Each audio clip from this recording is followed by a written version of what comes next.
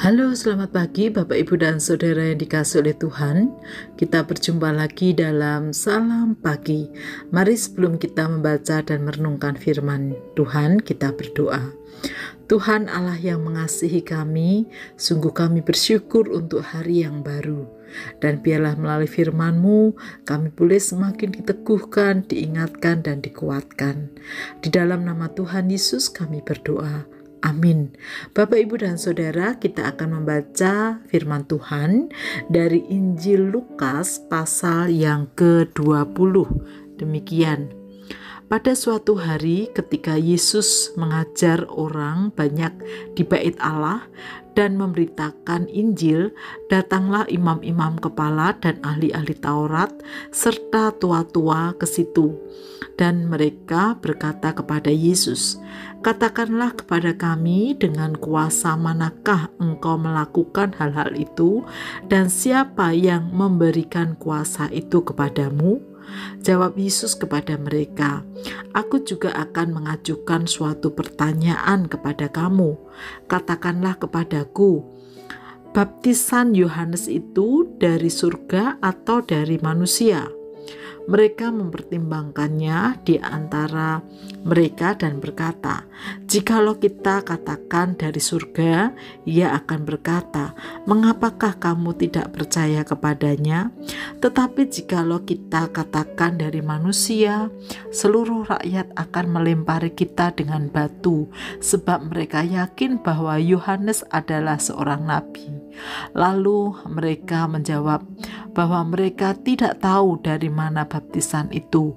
Maka kata Yesus kepada mereka, "Jika demikian, aku juga tidak mengatakan kepadamu dengan kuasa manakah aku melakukan hal-hal itu." Lalu Yesus mengatakan perumpamaan ini kepada orang banyak. Seorang membuka kebun anggur, kemudian ia menyewakannya kepada penggarap-penggarap, lalu berangkat ke negeri lain untuk waktu yang agak lama. Dan ketika sudah tiba musimnya, ia menyuruh seorang hamba kepada penggarap-penggarap itu supaya mereka menyerahkan sebagian dari hasil kebun anggur itu kepadanya.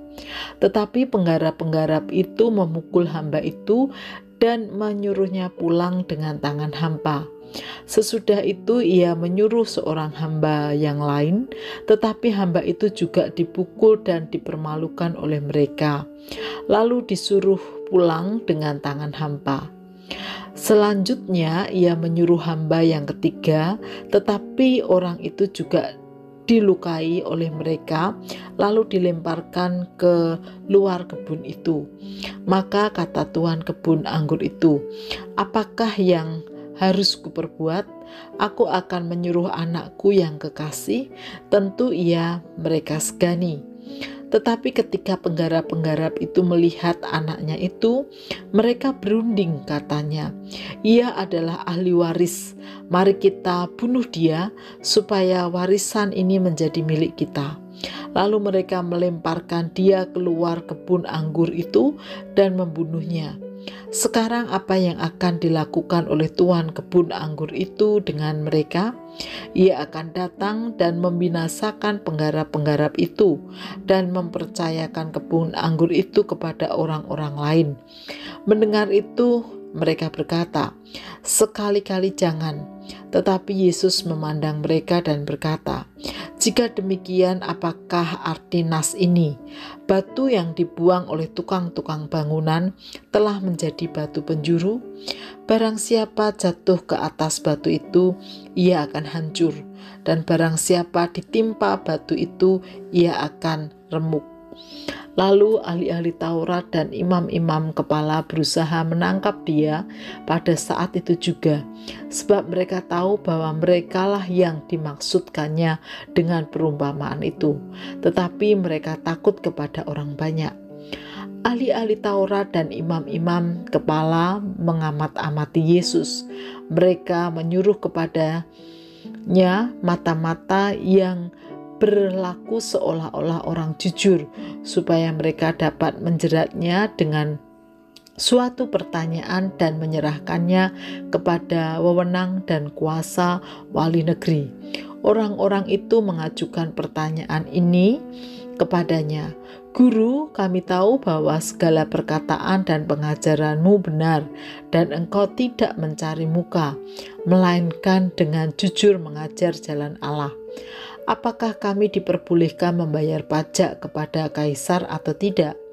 Tetapi Yesus mengetahui maksud mereka yang licik itu, lalu berkata kepada mereka, tunjukkanlah kepadaku suatu dinar, gambar dan tulisan siapakah ada padanya? Jawab mereka, gambar dan tulisan kaisar.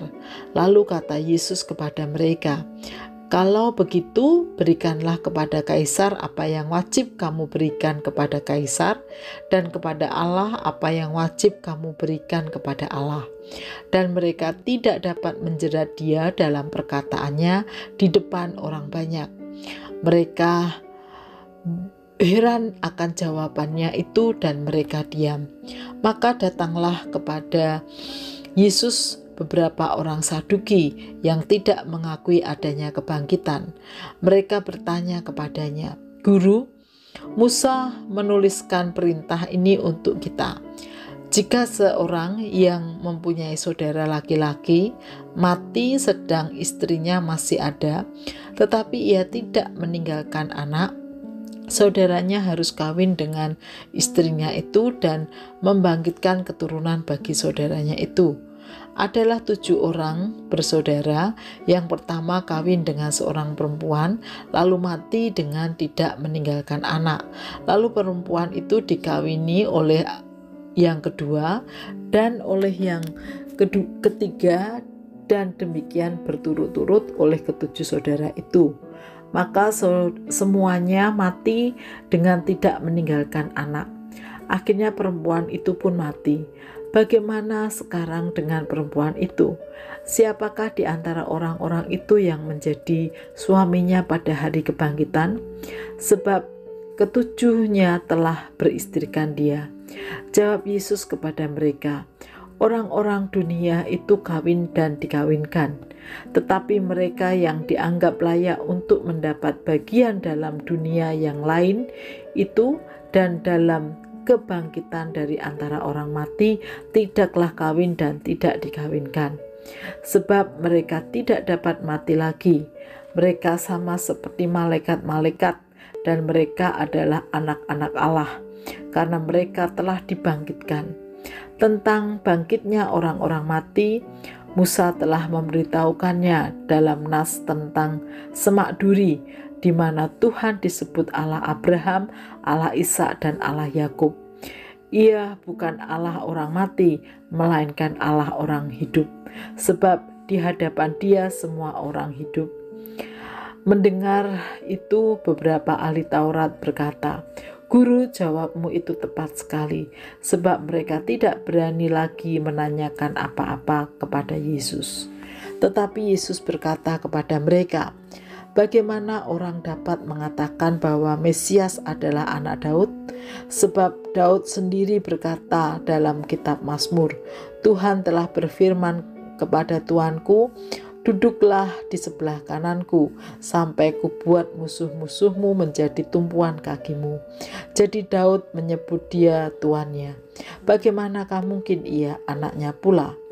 Ketika semua orang banyak mendengarkan, Yesus berkata kepada murid-muridnya, waspadalah terhadap ahli-ahli Taurat yang suka berjalan-jalan memakai jubah panjang dan suka menerima penghormatan di pasar, yang suka duduk di tempat terdepan di rumah ibadat dan di tempat terhormat dalam perjamuan, yang menelan rumah janda-janda dan yang mengabaikan mata orang dengan doa yang panjang-panjang, mengelabuhi mata orang dengan doa yang panjang-panjang.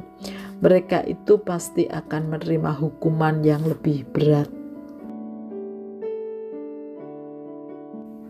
Bapak, Ibu, dan Saudara yang dikasihi oleh Tuhan, dari perikop yang kita baca pada pasal 20 ini, menunjukkan bagaimana perilaku imam-imam dan ahli-ahli Taurat yang sangat membenci Tuhan Yesus.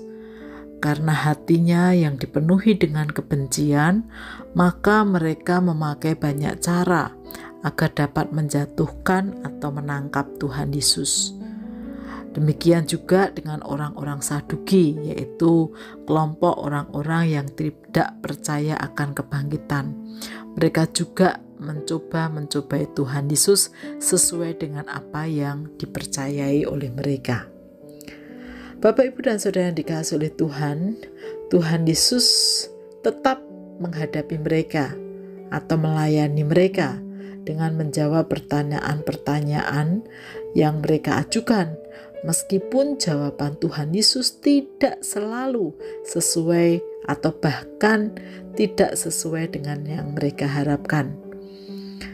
Bapak, Ibu, dan Saudara, Tuhan Yesus juga mengingatkan mereka melalui perumpamaan yang disampaikan. Karena itu, mari kita belajar dari Tuhan Yesus saat menghadapi orang-orang yang membenci kita. Kita sadar bahwa kita tidak bisa mengharapkan semua orang mengasihi kita, baik dengan kita, menghargai kita. Ada kalanya kita diperhadapkan oleh orang-orang yang membenci kita apapun alasannya. Karena itu mari kita belajar dari Tuhan Yesus, menghadapi mereka semua dengan kesabaran, namun tidak mengikuti mereka. Karena itu mari kita memohon kepada Tuhan Yesus agar diberikan kekuatan, hikmat, kebijaksanaan dalam menyikapi orang-orang yang membenci kita. Dan kita juga mendoakan mereka seperti yang Tuhan Yesus ajarkan kepada kita. Karena itu, biarlah melalui sikap kita dalam merespon atau menanggapi orang-orang yang membenci kita, kita tetap dapat memberikan kesaksian yang benar terhadap mereka. Oleh karena itu, mari kita berdoa. Tuhan, kami sadar kami tidak bisa mengontrol atau mengatur atau mengharapkan semua orang tidak ada rasa benci terhadap kami. Ada kalanya kami harus berhadapan dengan orang-orang yang membenci apapun itu alasannya. Karena itu Tuhan, kami memohon kepadamu hikmat-Mu agar kami dapat meneladani-Mu bagaimana kami harus menghadapi orang-orang yang membenci kami, mendoakan mereka, mengampuni mereka, dan dengan sabar tetap menghargai mereka. Kami memohon anugerah-Mu Tuhan, dan kami menyerahkan diri kami sepenuhnya ke dalam tangan kasih dan kuasa-Mu. Di dalam nama Tuhan Yesus kami berdoa. Amin.